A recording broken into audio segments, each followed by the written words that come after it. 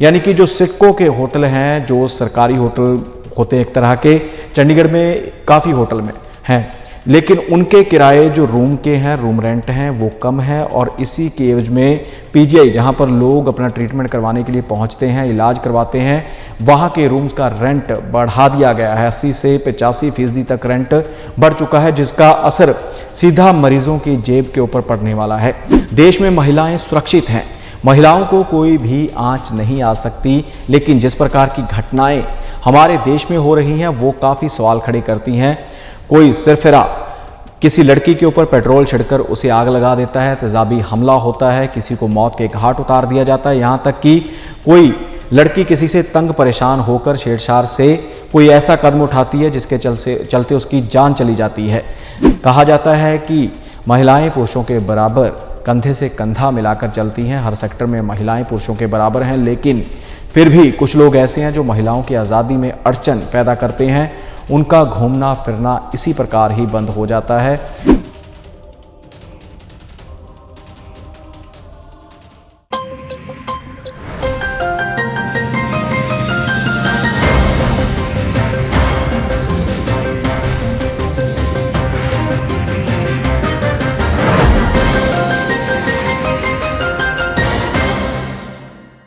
नमस्कार, D5 channel Hindi का खास कार्यक्रम खुलासा न्यूज का देख रहे देश विदेश के दर्शकों का मैं धर्मेंद्र संधू स्वागत करता हूं। इस कार्यक्रम में विभिन्न खबरों व मुद्दों के ऊपर चर्चा करते हैं। सबसे बड़ी व अहम खबर भारत के लिए है। भारत ने अपने उत्पाद बनाने शुरू कर दिए हैं।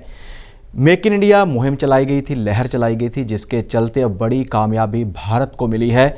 भारतीय नौसेना में एक ऐसा बेड़ा यानी समुद्री जहाज शामिल किया गया है जिसका निर्माण भारत में ही किया गया है, और इसकी जो लागत है 20,000 करोड़ रुपए में बनकर तैयार हुआ है। देश के प्रधानमंत्री नरेंद्र मोदी की ओर से इस जहाज को, इस बेड़े को नौसेना में शामिल किया गया, और कुल मिलाकर इसकी बात की जाए तो इसमें 20 एयरक्राफ्ट खड़े हो सकते हैं, इतनी इसकी जो समर्था है। इसके अलावा 2000 नौसेना कर्मी इसके ऊपर तैनात रहेंगे, और जिसमें 25 महिलाएं भी शामिल हैं, और इसके निर्माण में भी महिलाओं ने काफ़ी अहम योगदान डाला है। बात की जाए महिलाओं की तो इसमें 300 महिलाओं का योगदान है, जिन्होंने पूरी तरह से इस बेड़े को बनाने में अपना योगदान दिया है, और इसको बनाने में कम से कम 13 साल लगे हैं, और नाम रखा गया है INS विक्रांत, जो खुद का भारतीयों का बना हुआ बेड़ा है। इससे पहले जो जहाज़ मंगवाए जाते थे वो विदेश से मंगवाए जाते थे, लेकिन भारतीय इंजीनियर्स, भारतीय साइंटिस्टों ने मिलकर इसका निर्माण किया है, जो अब भारतीय नौसेना में शामिल हो चुका है। देश के प्रधानमंत्री नरेंद्र मोदी ने भी विक्रांत के बारे में टिप्पणी की है। उन्होंने कहा है कि विक्रांत विशाल है, विराट है, विहंगम है, और इसकी क्षमता 2 फुटबॉल मैदान के बराबर है। और साथ ही उन्होंने कहा है कि इसमें इतनी केबल लगी हैं जितनी कि कोची से लेकर काशी तक बिछाई जा सकती हैं, यानी कि बहुत बड़ी समर्था वाला ये नौसेना का जहाज़ है, जिसमें काफ़ी आधुनिक तकनीक का इस्तेमाल किया गया है।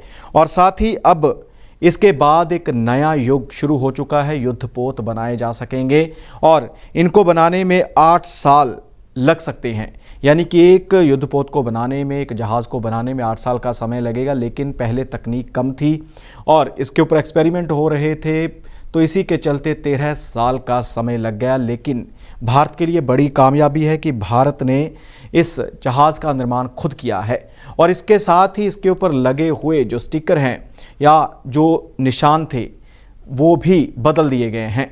इनके ऊपर एक तिरंगा लगाया गया है, और तिरंगे के साथ ही अष्टकोणीय नीले बैकग्राउंड पर सुनहरे रंग में प्रतीक चिन्ह है, और यह आकार छत्रपति शिवाजी महाराज की शाही मोहर से लिया गया है। यानी कि जो पहले इसके ऊपर चिन्ह होता था वो हटा दिया गया है। वो चिन्ह था सेंट जॉर्ज क्रॉस, उसे हटाया गया है, यानी कि स्वदेशी नौसेना का बेड़ा है, इसी के चलते ही स्वदेशी चिन्ह इसके ऊपर लगा दिया गया है, जो भारत के लिए बड़ी उपलब्धि है।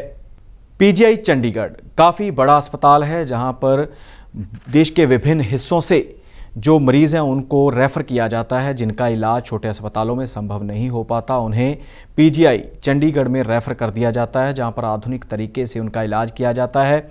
और पीजीआई में शोध भी होती है, अनुसंधान भी होता है, विद्यार्थी जो मेडिकल के हैं वो उच्च शिक्षा भी हासिल करते हैं। लेकिन इसके कमरों के रेट बढ़ा दिए गए हैं। जो वीआईपी रूम्स होते थे, प्राइवेट रूम्स होते थे, उनके रेंट में बढ़ोतरी कर दी गई है, जो कि एक होटल से भी ज़्यादा हो चुकी है। सिडको के होटल हैं चंडीगढ़ में, उनके मुकाबले इनके जो पीजीआई के रूम हैं वो कीमत बढ़ा दी गई है, यानी कि 2 गुना से भी ज़्यादा कीमत हो चुकी है। बात की जाए तो 3500 में किराया है, जो पीजीआई का नया 3500 किराया रखा गया है। इसके अलावा जो सिडको के होटल हैं उसके 2256 रुपये बनते हैं। और इसके अलावा डीलक्स रूम है जो होटल का, सिडको के होटल का, उसमें ब्रेकफास्ट भी दिया जाता है और साथ में 2440 रुपये लिए जाते हैं। लेकिन जो 3500 रुपये रूम का रेंट किया गया है पीजीआई का, उसमें लैब के जो टेस्ट हैं वो शामिल होंगे, लैब का खर्चा शामिल होगा और डाइट भी शामिल होगी। और आपको बता दें कि पहले पीजीआई के जो रूम का रेंट था वो 1900 रुपये था और वीआईपी था वो 6500 रुपये का हो चुका है, 6500 का, जिसमें 85% की बढ़ोतरी की गई है। इसके अलावा 2013 में 950 रुपये लिए जाते थे, 2013 में 1900 रुपये और अब 3500 रुपये हो चुके हैं। और वहीं वीआईपी रूम के 2013 में 1500 लिए जाते थे, फिर 3000 और अब 6500 रुपये हो चुके हैं। और सिक्योरिटी जमा करवानी पड़ती थी। जब कोई मरीज़ या उसके रिश्तेदार रूम लेते थे तो उनको सिक्योरिटी जमा करवानी पड़ती थी, जो पहले 8000 थी, जिसे बढ़ाकर 25,000 रुपये कर दिया गया है। यानी कि जो सिडको के होटल हैं, जो सरकारी होटल होते हैं एक तरह के, चंडीगढ़ में काफ़ी होटल में हैं, लेकिन उनके किराए जो रूम के हैं, रूम रेंट हैं, वो कम है। और इसी के एवज में पीजीआई, जहां पर लोग अपना ट्रीटमेंट करवाने के लिए पहुंचते हैं, इलाज करवाते हैं, वहां के रूम्स का रेंट बढ़ा दिया गया है। 80 से 85% तक रेंट बढ़ चुका है, जिसका असर सीधा मरीजों की जेब के ऊपर पड़ने वाला है। और आपको बता दें कि चंडीगढ़ में और भी अस्पताल हैं, सेक्टर 32 में भी है, और इसके अलावा और जो सरकारी अस्पताल हैं उनके रूम रेंट काफ़ी कम हैं। यानी कि 1600 से लेकर 1700 तक जो है अंतिम सबसे हाईएस्ट रेट होते हैं इनके, जो कमरे होते हैं अस्पतालों के। लेकिन जो अब वीआईपी रूम है 6500 रुपये प्रतिदिन के हिसाब से मिलेगा पीजीआई में। जो एक और जो लोग अमीर होते हैं उनको कोई फ़र्क नहीं पड़ता, लेकिन किसी को मजबूरी में, आम सामान्य लोगों को ये रूम लेना पड़े तो उनकी जेब के ऊपर काफ़ी खर्च पड़ेगा। जब बात हम महिलाओं की करते हैं तो महिलाओं की सुरक्षा के लिए कई कदम उठाए जाते हैं। कहा जाता है कि देश में महिलाएं सुरक्षित हैं, महिलाओं को कोई भी आंच नहीं आ सकती। लेकिन जिस प्रकार की घटनाएं हमारे देश में हो रही हैं वो काफ़ी सवाल खड़े करती हैं। कोई सिरफिरा किसी लड़की के ऊपर पेट्रोल छिड़कर उसे आग लगा देता है, तेजाबी हमला होता है, किसी को मौत के घाट उतार दिया जाता है, यहाँ तक कि कोई लड़की किसी से तंग परेशान होकर छेड़छाड़ से कोई ऐसा कदम उठाती है जिसके चलते उसकी जान चली जाती है। अक्सर देखा जाता है, 2-4 दिन से ऐसी ही खबरों के ऊपर हमारा भी ध्यान जाता था कि किसी युवती ने फंदा लगाकर अपनी जीवन लीला समाप्त की, उसे तंग परेशान किया जाता था। और अब एक ऐसा मामला हरियाणा से सामने आया। हरियाणा में एक युवती, एक महिला अपने 9 वर्ष के बेटे के साथ सफ़र कर रही थी। उसने टोहाना रेलवे स्टेशन के ऊपर उतरना था, जहां पर उसका पति इंतज़ार कर रहा था। लेकिन इसी दौरान रात के समय चलती ट्रेन में उस लड़की के साथ, जिसका नाम मनदीप है, उसके साथ छेड़छाड़ होती है। लेकिन जब वो विरोध करती है तो उसे चलती ट्रेन से धक्का दे दिया जाता है, और धक्का इतनी बुरी तरह से चलती ट्रेन में कि उसकी जान चली जाती है।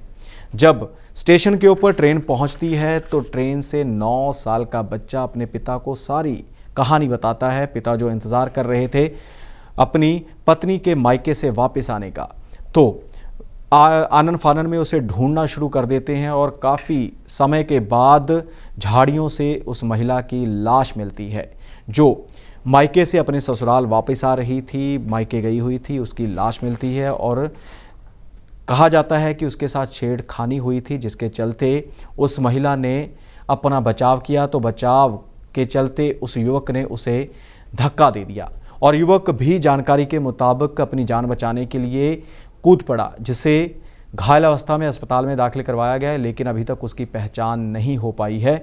लेकिन ऐसी जो घटनाएं हैं वो बड़े सवाल खड़े कर देती हैं कि महिलाएं हमारे देश में सुरक्षित नहीं हैं। कहा जाता है कि महिलाएं पुरुषों के बराबर कंधे से कंधा मिलाकर चलती हैं, हर सेक्टर में महिलाएं पुरुषों के बराबर हैं, लेकिन फिर भी कुछ लोग ऐसे हैं जो महिलाओं की आज़ादी में अड़चन पैदा करते हैं। उनका घूमना फिरना इसी प्रकार ही बंद हो जाता है। और जैसी घटना हुई है तो रात के समय में कोई भी युवती, कोई भी महिला सफ़र करने में, किसी भी बस में, किसी भी ट्रेन में घबराएगी जरूर, लेकिन इस घटना ने बड़े सवाल खड़े कर दिए हैं। मौसम एक बार फिर अपना मिजाज बदल सकता है। जी हाँ, बिल्कुल बरसात की संभावना जताई जा रही है, खासकर राजस्थान में इस बार मानसून की भारी बरसात हुई है। बाढ़ जैसे हालात बन गए थे। जितने भी वहाँ के डैम हैं, बांध हैं, जहाँ पर पानी संरक्षित किया जाता है, वो पानी भी ऊपर यानी कि खतरे के निशान तक पहुंच चुका था, जिसके चलते डैम के जो द्वार थे वो खोलने पड़े। और साथ ही एक ट्रेन की सुविधा भी थी कि राजस्थान में अगर सूखा पड़ता है तो ट्रेन पानी की भरी हुई भेजी जा सकती है। वो ट्रेन भी रोक दी गई थी क्योंकि काफ़ी पानी इकट्ठा हो चुका था राजस्थान में। लेकिन एक बार फिर से राजस्थान में मौसम बदलने वाला है। कारण यह है कि पड़ोसी देश हैं हमारे अफगानिस्तान व पाकिस्तान, वहाँ का तापमान बढ़ रहा है, जिसके चलते जो लो प्रेशर बनता हुआ नज़र आ रहा है, जिसके चलते जो राजस्थान के काफ़ी ज़िले हैं उनमें भारी बरसात हो सकती है, जिसमें कुल मिलाकर जो आज का है उसमें पूर्वी व दक्षिण जिलों में बारिश होनी शुरू हो चुकी है और 9 से लेकर 15 सितंबर तक भारी बारिश की संभावना जताई गई है, जिसमें काफ़ी ज़िले आ जाते हैं, जिनमें खासकर जयपुर, अलवर, भरतपुर, धौलपुर, करौली, चित्तौड़गढ़ के कोटा, उदयपुर, ऐसे जो ज़िले हैं उनमें भारी बरसात हो सकती है। गरज के साथ छींटे पड़ सकते हैं, बिजली चमक सकती है और हल्की व दरमियानी बारिश भी हो सकती है। यानी कि मौसम राजस्थान में सुहावना होने जा रहा है 9 से लेकर 15 सितंबर तक। और साथ ही हिमाचल की बात की जाए तो हिमाचल प्रदेश में मौसम का मिजाज बदल चुका है।